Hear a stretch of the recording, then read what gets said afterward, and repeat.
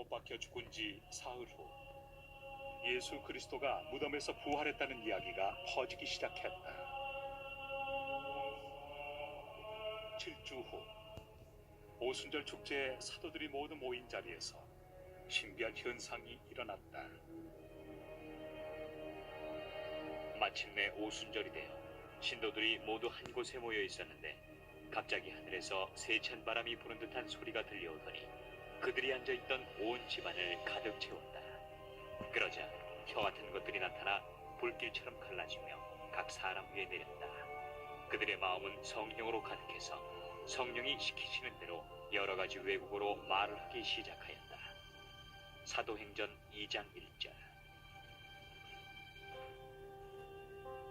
예루살렘 거리로 나가서 오순절 축제에 모인 군중들에게 기독교 역사상 최초의 설교를 시작한 사람은 바로 베드로였다. 그의 설교는 놀라운 효과를 발휘했고 이날 하루에만 3,000명이나 되는 사람들이 새로운 종교로 개종했다.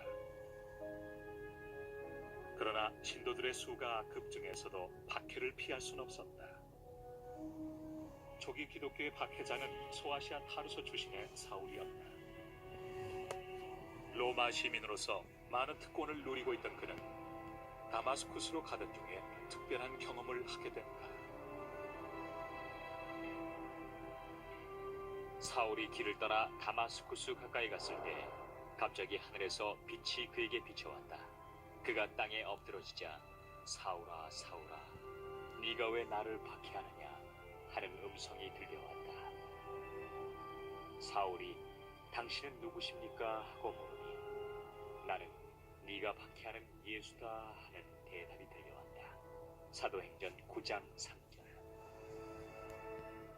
바울로 개명한 그는 기독교의 열렬한 신자가 되어 공개적으로 예수의 가르침을 전파하기 시작했다.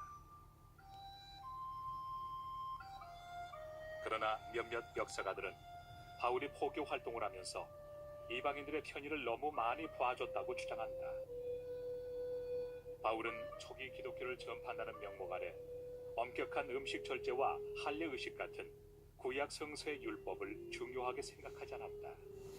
Very often Christians will think what happened between Christianity and Judaism, insofar as those two religions eventually split, was that some Jews believed Jesus was the Messiah, other Jews would not, and so the big split was over the messiahship of Jesus. That is almost totally wrong. What the split is over is the attitude towards God's law. Can we begin to decide there are parts of God's law that can be left aside? 바울은 팔레스타인을 넘어 소아시아와 그리스를 지나 안티오크 그리고 마침내 로마까지 메시아의 복음을 전파시켰다. It was explosive in the way that it spread.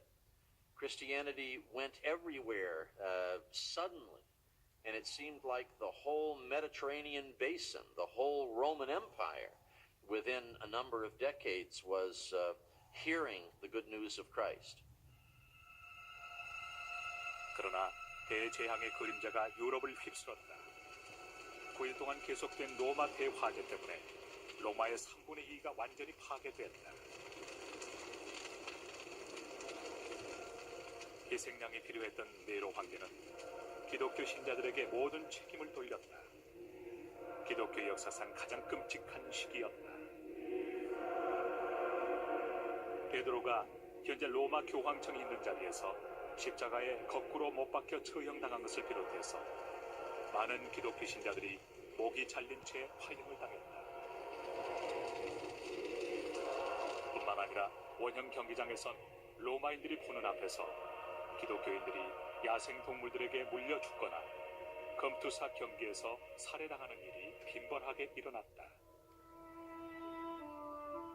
이후 몇 세기에 걸쳐 기독교인들이 예수의 가르침을 유럽 전역에 전파시키려고 애쓰는 동안 기독교인들에 대한 로마인들의 박해는 계속됐다.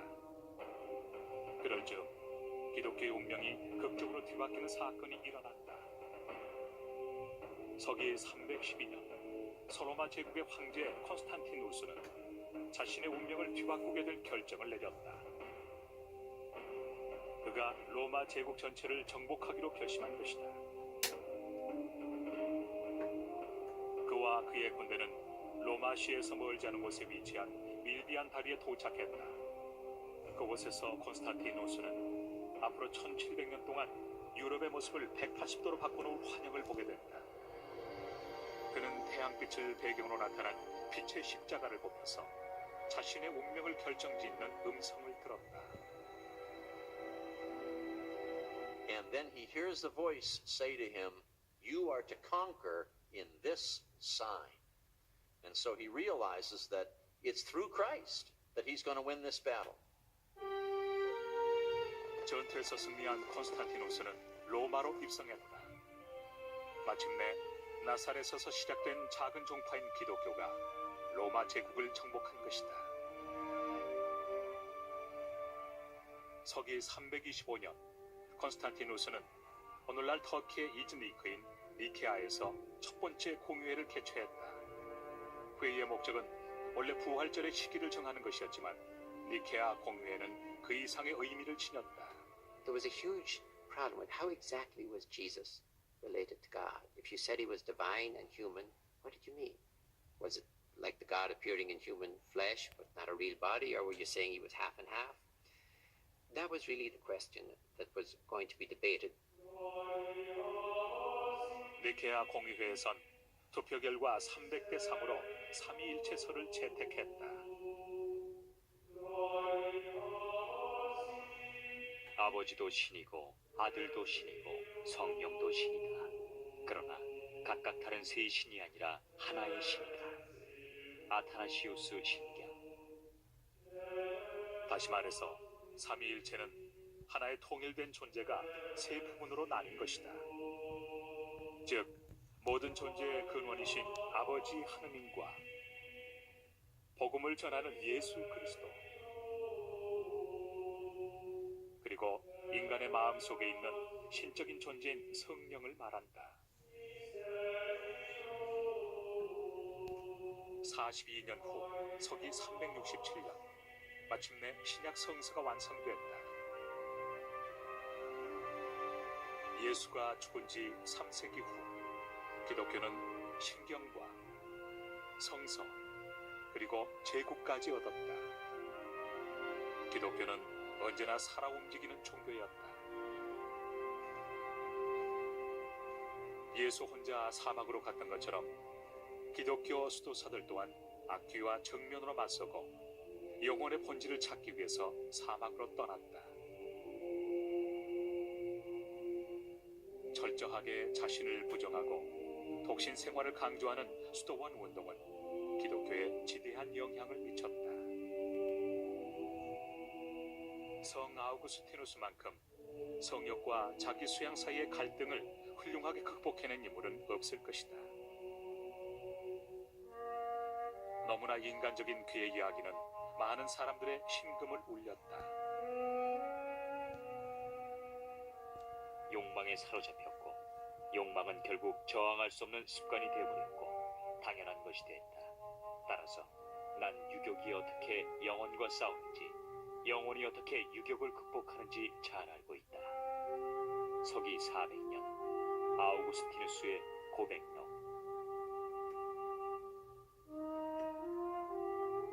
이렇게 해서 과거의 죄인이던 사람이 성인으로 등극했다.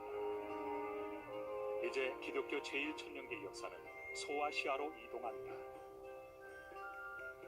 콘스탄티누스는 폐허로 변한 고대 도시 비잔티움에 새로운 도시 콘스탄티노플을 세웠다.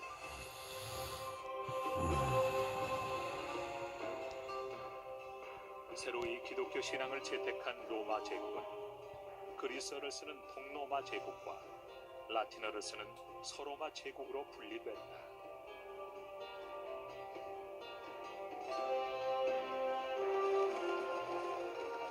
4세기에서 5세기 사이 게르만족의 대이동이 서유럽 전체로 확장되면서 서로마 제국이 멸망하고 교황을 앞세운 새로운 권력 구조가 등장했다. 암흑 시대가 유럽 전체를 휩쓸었다. 북쪽의 야만인들이 로마 제국의 마지막 유물까지 모두 불태워버렸고, 남쪽과 동쪽에서 이슬람교로 무장한 군인들이 기독교 제국을 정복했다.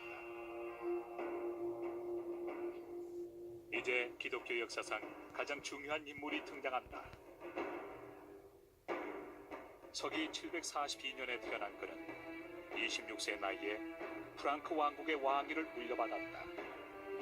문화와 법에 끼친 그의 영향력 때문에 그는 샤를 대제, 즉 샤를마뉴라고 불렸다. 그 후 그는 북부 유럽과 동부 유럽에서 기독교를 전파시킨 공로를 인정받아 신성 로마 제국의 황제가 됐다.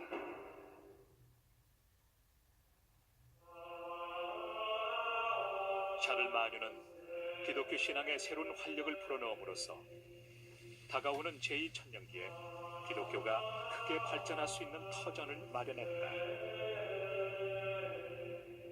서유럽에서 샤를마뉴의 영향력은 교황청의 세력과 연합하면서 더욱 크게 확대됐다.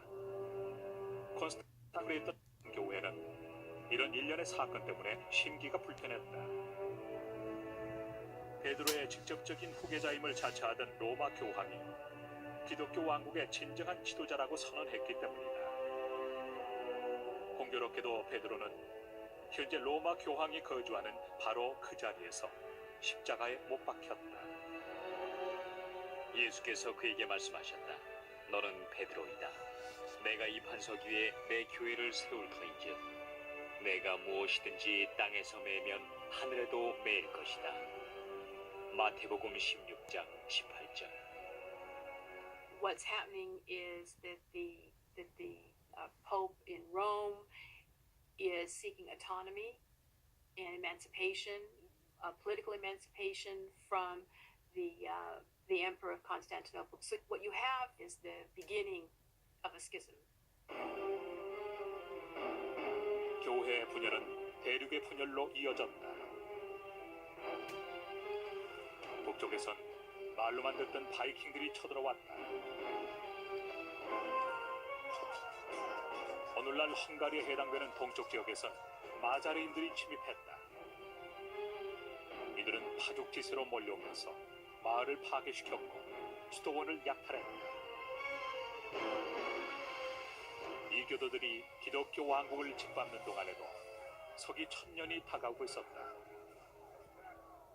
최후의 심판일이 머지않았다. 그러나 당시 모든 사람들이 다가올 운명의 날을 기다렸던 것은 아니다.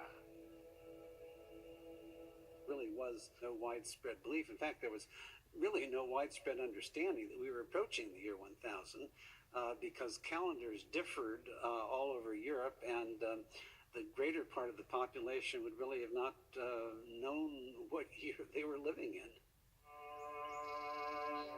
서기 1000년경에도 서유럽은 여전히 원시 사회였다. 위대한 두 개의 문화, 즉 이슬람과 비잔틴 문화에 둘러싸여 있는 동안에도 서유럽은 혼란 상태였다. 게다가 호전적인 봉건 영주들이 지배하는 암흑 시대였다. It's a violent time. It's a time when you never knew what was around the corner. You had no means of communication, no means of knowing what was around. In the year 1000, there are very few powerful states, so you're constantly crossing borders and you don't know who's at war with whom. 교회가 체계적으로 성직자들을 양성했을 법도 하지만 제2천년기에 접어들 무렵 교회 또한 혼란 상태였다. 신학 교육은 물론이고 글도 모르는 성직자들이 태반이었다. 성직자의 직위도 사고팔 수 있었다. 결국 동방교회와 서방교회의 주교들은 상대방을 파문하기에 이르렀다. Papacy itself was at one of the low points, one of the nadirs of its own history.